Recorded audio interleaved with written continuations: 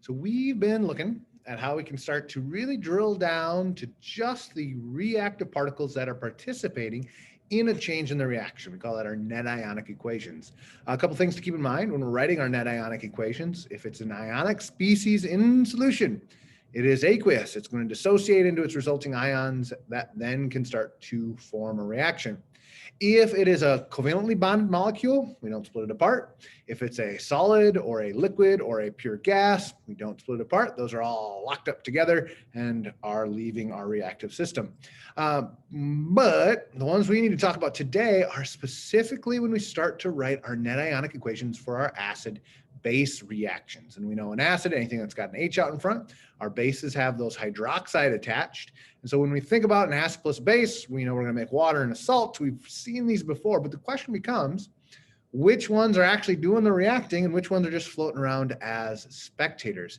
Now, the big difference, the big kind of key item we got to watch out for here is for our strong or weak acids, because our weak acids, although they do dissolve, they don't actually dissociate. We know weak acids stay intact in solution. As a result, they make poor reactive materials. They have low conductivity. We talked about this in a previous video. And so we actually leave them attached in our net ionic equation. So weak acids and bases do not dissociate. We keep them stuck together. Even though they're dissolved, aqueous, they don't dissociate. And this is a big distinction piece for us to be on the lookout for. And that's why it becomes so important when we start to say strong or weak. We got to know those because that's going to affect significantly our net ionic equation. So let's take a look at a couple of these. This will be good practice for our molecular forms as well as our net ionic writing for acids and bases. Cool. So I'm going to minimize that real quick so that we can kind of see what's going on here.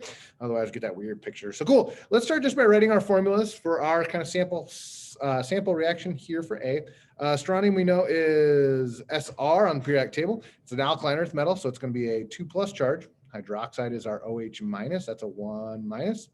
We got a 2+ and a 1 minus. I think we're going to need 2 of these hydroxide species in order to make this a stable compound. Cool. And we know that to be aqueous. Cool. Dissolved in water, as most acids and bases do. Cool. Perchloric acid. Oh, there's no hydro. That means this is an oxo acid. It's one of our special groups. Perchlorate, 8 goes to ic. So this is our perchlorate ion, that's ClO4 with a 1 minus charge. To make it an acid, we would put an H out in front. So just a reminder when we start to look at our acid nomenclature, how we know how to write those. So this is going to be a 1+ on the hydrogen. ClO4 is a 1 minus. This is also aqueous in solution. Great. Cool. If we're just looking at our molecular formula here, we know that an acid plus a base makes a water and a salt. So it is the base particle, our hydroxide particle, plus the active particle of our acid. The H's and the OH's here are what make our water, H2O. That's going to be a pure liquid. So that's a little squiggly L. And then we've got our leftover bits. In this case, it's the strontium perchlorate. We can go ahead and get those together. When we check our charges, I think we're going to need 2 of those perchlorate ions in solution. Solubility rules here, yeah? Nag, Sag, PMS, Castor Bear, doesn't follow any of those. We're going to assume it to be aqueous based upon the solubility rules that we know to be true. That chlorate group tends to be fairly aqueous given the number of oxygens out there on the end. Cool, we'll go ahead and go back and make sure we've balanced our molecular formula. Sorry, let me clean this up a little bit. Looks like I got 2 hydroxides, 2 of those OH minus ions. And we've got 1 oxygen over here on the other side with our water. So I think we're gonna need 2 waters to balance our oxygens there. I see 2 chlorates on the product side, only 1 on the reactant side. So I think I'm gonna need a 2 here. I've got 4 hydrogens total, 4 hydrogens total, 4 hydrogens total, 2 oxygens, 2 oxygens. I've got a strontium and a strontium, 2 chlorates and 2 chlorates. So here's our molecular formula or a molecular equation, the actual molecules as they are reacting in our chemical equation.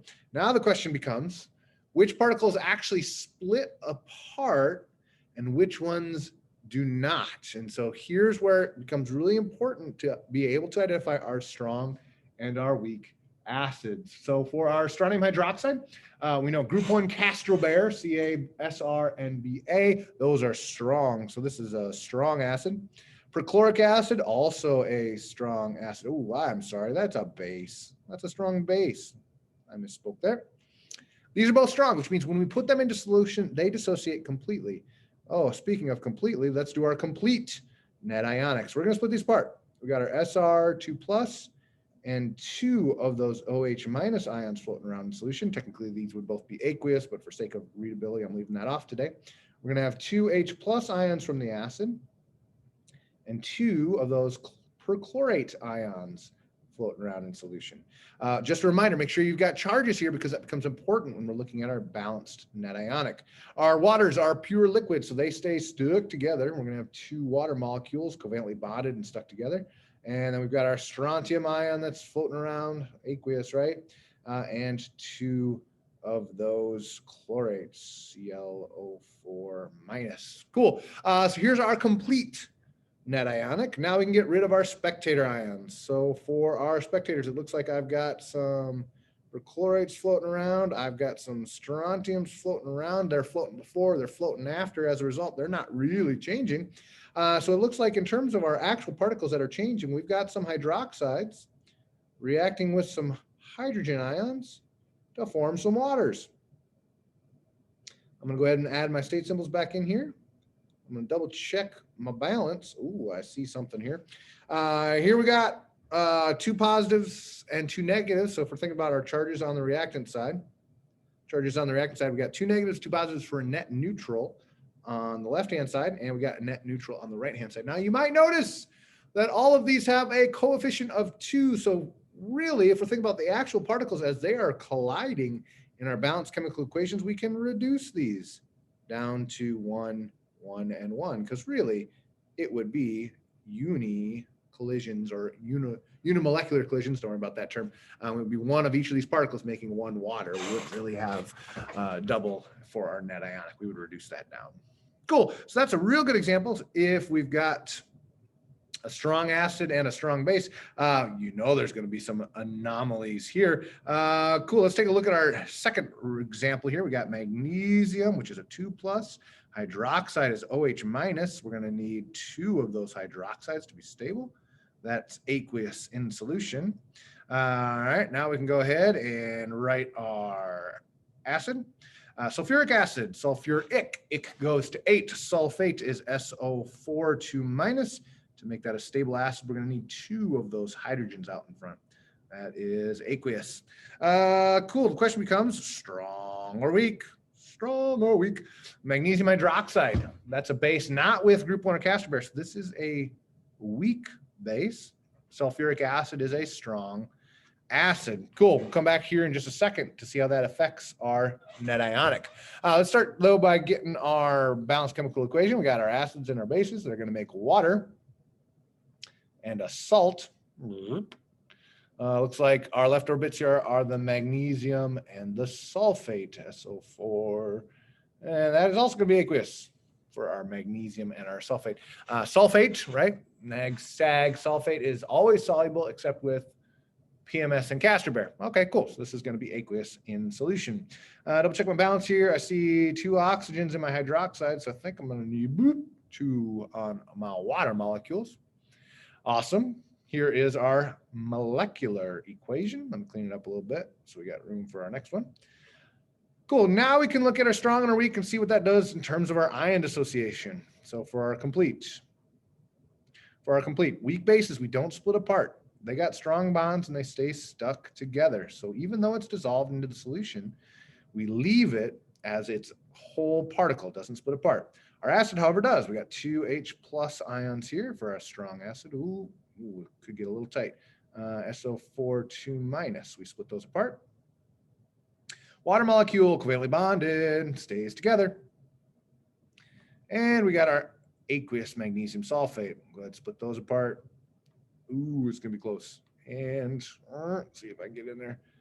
Plus our SO4 2 minus in aqueous solution. Sorry, I had to squeeze that all in there. All right, cool. So let's look for our spectator ions here. Looks like in terms of our spectator ions, we've got Some sulfates floating before and after, but I think that's it. I think our only spectator ion here was that sulfate ion. So now when we rewrite our net ionic, so here comes our net, anything that's left over remains. 2 H plus ions in aqueous solution. Going to make some waters, sorry, 2 waters, H2O in their liquid form. Ooh. And we got our leftover Mg2 plus ions. Cool, and I think we can double check. If we look at our atoms, we still have the same number of atoms before as after, and now we're no longer neutral. We've got 2 positive charges on the reactant side, and we have 2 positive charges on the product side. This is why it's so important to bring those charges with, because it's our secondary method for confirming, do we have a balanced equation? Because not only do the atoms need to balance, but so too do the charges. In this case, we got 2 plus and 2 plus for our balanced chemical equation for our net ionic. Cool, one more example for you, just to make sure you've got a whole bunch of these to be able to go back and look at. We're gonna look at our sodium hydroxide. That's gonna be NaOH. That's a 1 plus, a 1 minus. It's good to go. And our hydrofluoric, that's HF, also aqueous. Cool, acid plus a base. The H and the OH get together to make the water. Here's our liquid water molecule. And then we've got, looks like some leftover sodiums and fluorides, gonna be NaF. Group 1, always soluble, cool. AQ on that final salt. And I think we're balanced. I got 2 hydrogens, one from the acid, one from the hydroxide, 1 oxygen, a fluorine, a sodium, a sodium. We are good to go. Here's our molecular formula. Next, we need to decide strong or weak. Strontium hydroxide, group 1 Castor bear, strong base. Hydrofluoric acid. For our halide acids, we're only strong if it is from chlorine or lower, hydrochloric, hydrobromic, hydroiodic acid. That means hydrofluoric is a weak acid, which is important because that means it stays mostly intact in solution. So for our complete, let's split them up. We got Na plus OH minus, reacting with our weak acid, stays intact. Watch out for those. Going to form our covalently bonded water, which stays intact as well. And we split apart our Na and our F minus. Cool, in terms of spectators, looks like we get to lose the sodiums, but everybody else coming along for the ride. So for our final net ionic, looks like we've got an OH minus in aqueous solution from our strong base, reacting with that weak acid, turning into our liquid water and our F minus ion in aqueous solution. I think if we double check it, we've got 1 oxygen, 2 hydrogens, 1 fluorine and a fluorine. We've got a net charge on the reactant side of -1 and -1 on the product side. So it checks out all the way around. Here are the active particles actually changing over the course of this neutralization reaction. Cool, so always be looking. Is it covalently bonded? Stays intact. If it is a weak species, it stays intact as we are looking at our strong acids and bases versus our weak acids and bases.